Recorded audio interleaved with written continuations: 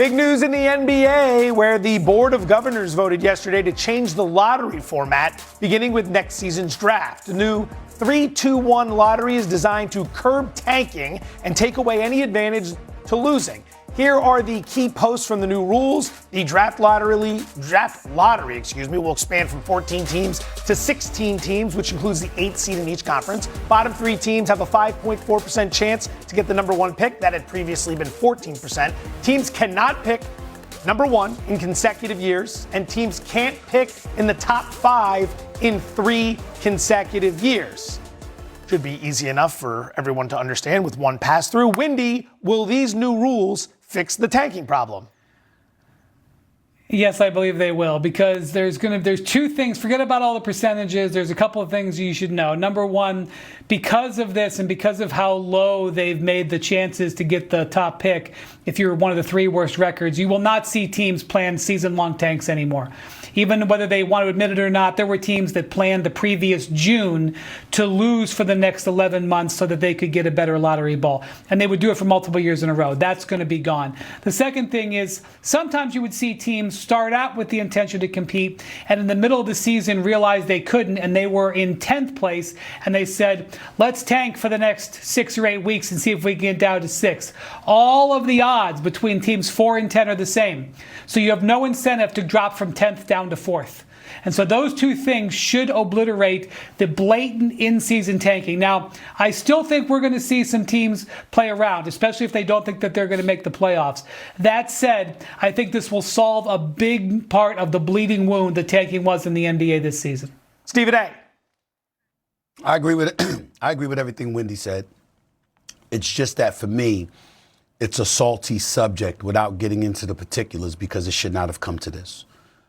It's such a level of disrespect to the fans to ever engage before a season even starts that you're going to tank a season while asking the paying customer to patronize your product and your brand. It's very disrespectful. And I remember years ago, and Wendy knows this because I've said it publicly, and so does Jay, when the Philadelphia 76ers engaged in the process, and Sam Hinkie was not just losing on purpose, but planning to lose on purpose for years to come. I wanted him gone. And I didn't think that anybody that would engage in such action should be allowed in the league. So much so, why am I bringing that up? I picked up the phone and called the commissioner himself to complain about it. And I said, I wasn't letting this go. You can't do that. I had to go. I'll never forget, fellas, I had to go and do a segment for SportsCenter from Philadelphia. And I did it from the streets. I didn't do it from the arena. I went on Broad Street, right down in Center City, Philadelphia. And I did the hit from there on purpose because I wanted people to see fans around me. Yes, Philadelphia is a sports town and it's a football town. But when the Sixers are relevant, they love the Sixers. The Sixers had a game that night, and it was like a damn ghost town. Nobody cared because you were losing on purpose. I'm like, how could you do this? How could you do something like this? I literally called. I've never done that. And I called the commissioner's office. I'm like, something got to be done. Something got to be done. You know what I'm saying? And sure enough, I'm not saying that my call had anything to do with it, but shortly thereafter, Hinkie was gone. And Brian Colangelo was inserted, if I remember correctly, and something was being done to look respectable. This is the kind of stuff that we have to guard against. You can't have teams. Listen, there's nothing wrong if, you know, the season's going awry in the last month or 2. Okay, all right, now I'm positioning myself for the draft. That makes sense. And we have to understand that. That's how the Spurs got David Robinson. That's how Spurs got Tim Duncan. You understand what I'm saying? One could argue about how did Orlando get Shaq. You know, the Knicks got Ewing. We understand that. Nobody's ever sweated that. Why did they sweat it this year? Because of what Wendy pointed out. You had cats from last May or June planning to tank this entire season. You can't do that. And there's no regard. And Jay, you speak about this, and I keep encouraging people. You want to sit up there and listen about sports business. It's like, well, Wendy is as brilliant as he is. There's never a loss there. But please go watch Jay Williams on social media. I mean, the brother's special. I'm looking for Jay stuff. Let me learn a little something here. Let me try to learn a little something here. Let me see what the brother's got to say. And you talk about the business aspect of it all. You can't do that to people. And that's what the NBA was addressing, and I applaud them for doing so. I agree with you full-heartedly. And Brian, I think you're right. I think it fixes it for a short period of time. And as you would say, Stephen A., it's fluid, right? So it gives you the ability to pivot because it's fluid. Yes, they'll pivot. I don't think this is fighting anti-tanking. I think it's fighting rational behavior. The economics of losing have become too attractive, right? And I think at the end of the day, the NBA's they're trying to legislate competition. And when your competition is based off an incentive of rewarding not good behavior instead of greatness, you have these issues. And Wendy, to your point, I think they're trying to address this in real time. I think it's difficult because we talk about the league having so much room for improvement, and the game of basketball is in a great place. But this is an issue that the admission of guilt is open and it's been honest.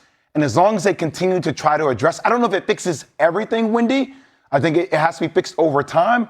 But I like that they're taking stabs at it in real time as long as they continue to pivot and keep adjusting it as the puck continues to skate.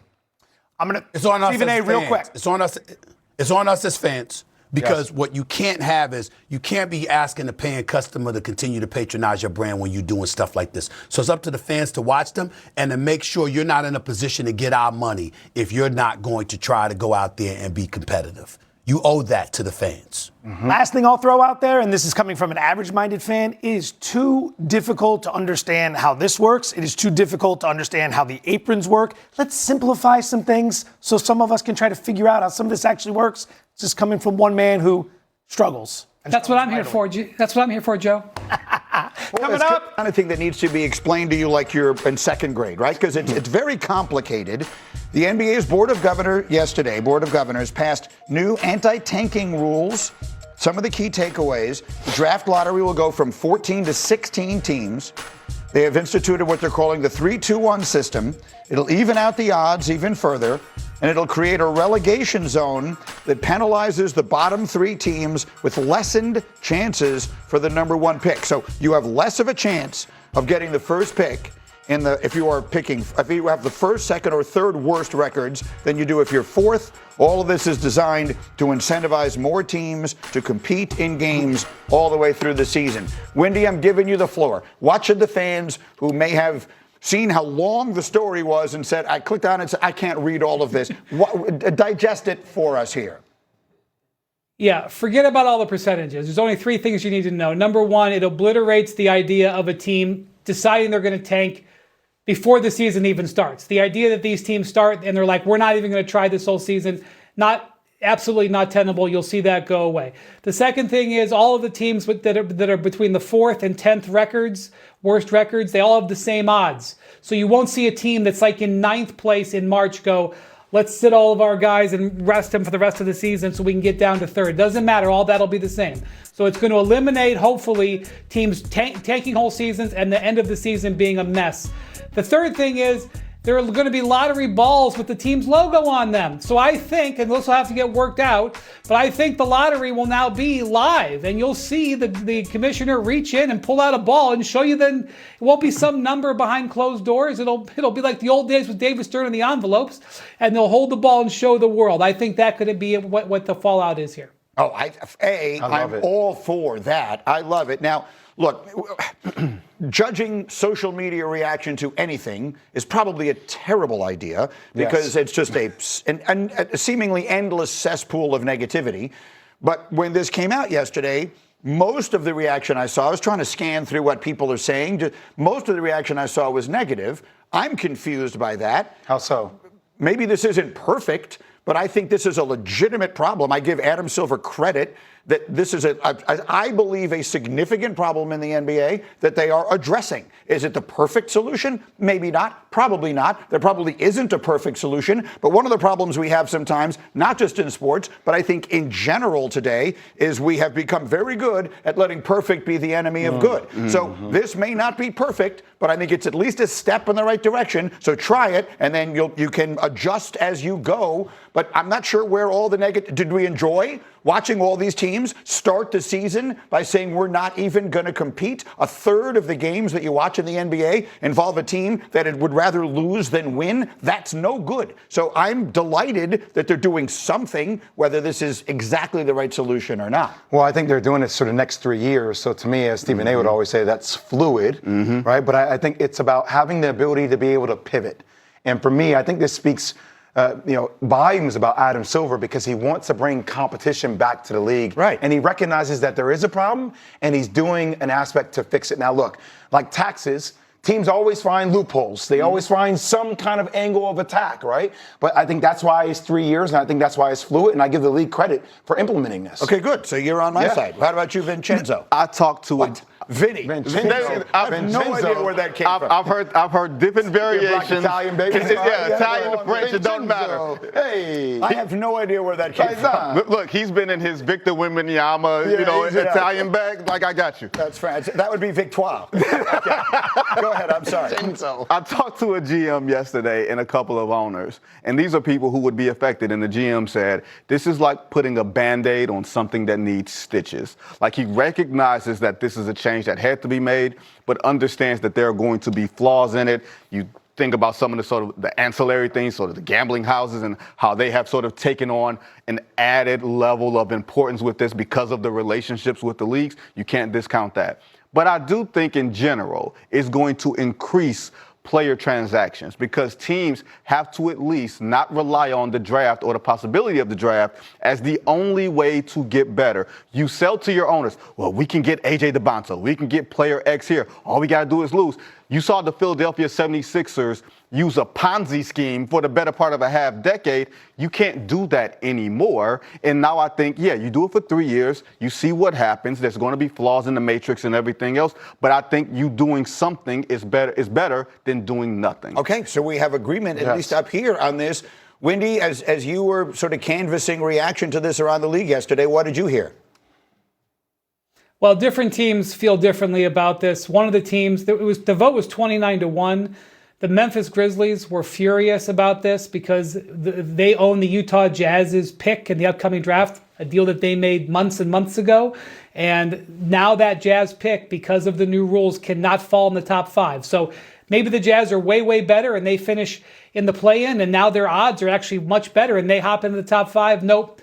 You can't do that. So every team is going to have a different feel a little bit based on what it does. But Greeny, I'm in agreement with you. This was a bleeding, gaping wound, and the league had to address it. It might not be a perfect fit, but it is going to stop tanking. And by the way, next year's draft is not going to be anywhere near as interesting as this year's draft, probably. And so I think we're going to see a lot higher competitive regular season next year. And if we're going to televise the ping pong balls, I mean, I'm old enough to remember the envelopes and everything else. Those was conspiracies then. Like, that's the crazy thing. It's not going to stop the conspiracies. There's the frozen envelope with David Stern to get the Knicks Patrick Ewing in 1985. Red Auerbach is the man who took that envelope out of that drum. You think Red Auerbach was in on a scheme to get the Knicks Patrick Ewing? I mean, I've heard this forever, as we all have. Let's not relitigate something that happened in 1985. Tell him. I understand what we're talking about, but look, again, don't let perfect be the enemy of good. It's actually great life advice. This is a step in the right direction. Even if it doesn't solve all the problems, maybe it solves a few. As we continue, speaking of New York.